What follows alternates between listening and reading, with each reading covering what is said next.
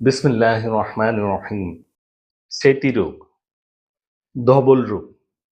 আমাদের কাছে এখন খুব বেশি পেশেন্ট পাচ্ছি এই সেতি বা ধবল রোগ নিয়ে, ভিটিলিগো পেশেন্ট নিয়ে আসছে। গার্জিয়ান খুবই হতাশাগ্রস্ত যে আমার মেয়েটা দেখেন ১৯ বছর বয়স, আমার ছেলেটা ৮ বছর বয়স, এর এই সেতি রোগের সমস্যা। অনেক পেশেন্ট পাচ্ছি। তার থেকে আমার রিয়ালাইজ হলো যে এটা নিয়ে বেশি আলোচনা করা দরকার। এটা মানুষকে জানানো দরকার। এখন মোবাইলের যুগ, মানুষ একটা ক্লিক করে নানান তথ্য পেতে থাকে, নানান জায়গায় থেকে নানান তথ্য পেয়ে অনেক হতাশাগ্রস্ত হয়ে যাচ্ছেন বা অনেক মিসগাইড হয়ে যাচ্ছেন। তো এই ভিটিলিগো সিরিজ যেহেতু বানাবো, এই সিরিজের ফার্স্ট ভিডিওতে আজকে আমরা আলোচনা করব আসলে এই সেতি রোগ বা ধবল রোগটা আসলে কি, আর এই রোগটা কেন হয়।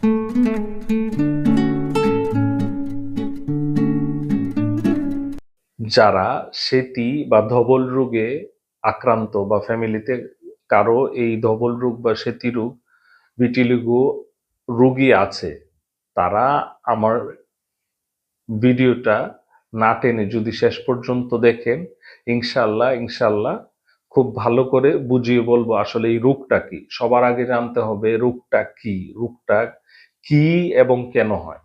তো আর দেরি না করে চলুন মূল আলোচনায় চলে যায়। আসসালামু আলাইকুম এভরিওয়ান। আমি ডাক্তার সাইদুর রহমান। আমার চ্যানেলে আপনাদেরকে স্বাগত। আসুন সেবা করি, চিকিৎসাকে সহজ করি। আমি আমার হোমিওপ্যাথি ২০ বছরের ক্লিনিক্যাল এক্সপেরিয়েন্স থেকে আজকে আপনাদেরকে বলবো এই সেতি বা ধবল রোগ বা ভিটিলিগো এটা কি, এটা কেন হয়।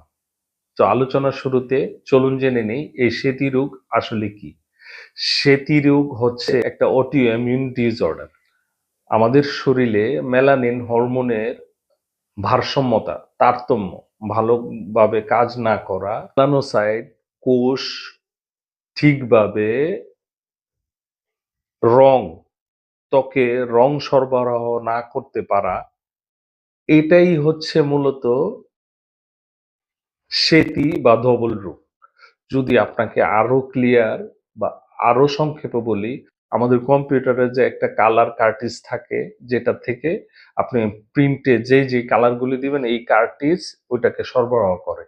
ধরেন আমাদের বডির কার্ট্রিজ হচ্ছে মেলানিন হরমোনটা। এই মেলানিন হরমোনের কাজ হচ্ছে আমাদের শরীরে কালার প্রডিউস করা। যখন ওই হরমোনের ভারসাম্য ঘটে বা তারতম্য ঘটে, তখনই আসলে এই সমস্যাগুলি দেখা দেয়। সেতি বা ধবল রোগ দেখা দেয়, বা আমাদের ত্বকের যেই জায়গায় আমাদের যে মেলানোসাইট কোষগুলি ঠিকভাবে কাজ করতে পারে না, কালার সরবরাহ করতে পারে না, ওই জায়গাতে সাদা দাগগুলি পড়ে। তো এইটাই হচ্ছে আসলে মূলত সেতি রোগ। এখন নানান মানুষ নানানভাবে নানান কথা বলে। বিভ্রান্ত হয়ে যাবেন আপনি এই সোশ্যাল মিডিয়ায় কার কথা শুনবেন। আচ্ছা, যাই হোক, এই হচ্ছে মোটা দাগে সেতি রোগ।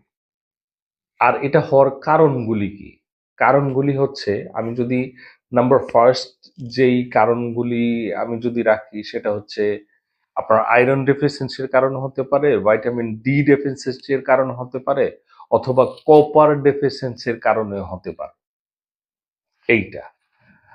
আরেকটা হচ্ছে আপনার জেনেটিক।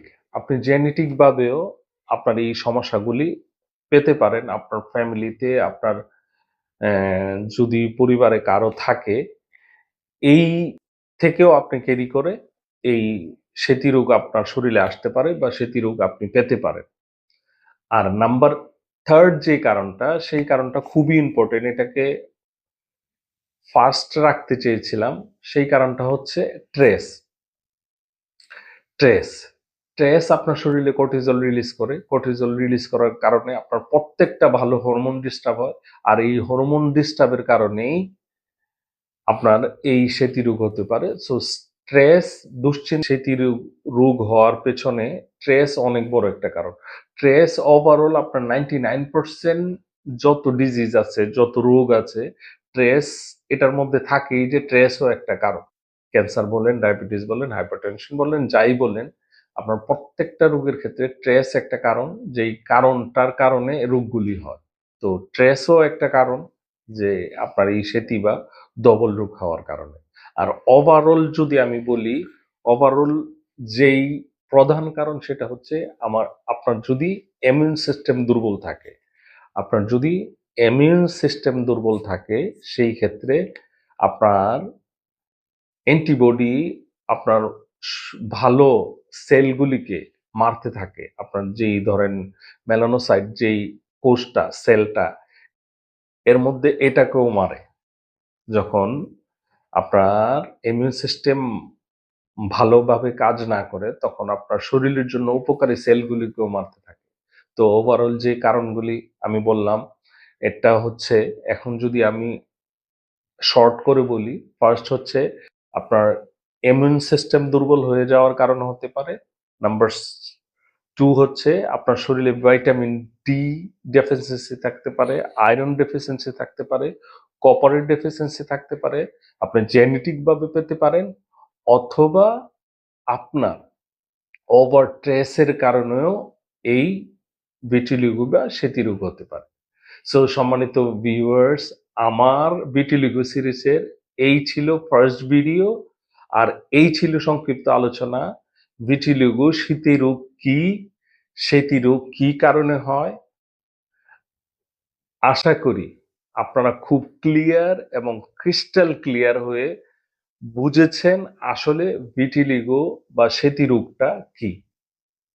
সো নেক্সট ভিডিওতে আমরা আলোচনা করব একজন ভিটিলিগো পেশেন্ট বা সেতি রোগী কি খেতে পারবে না।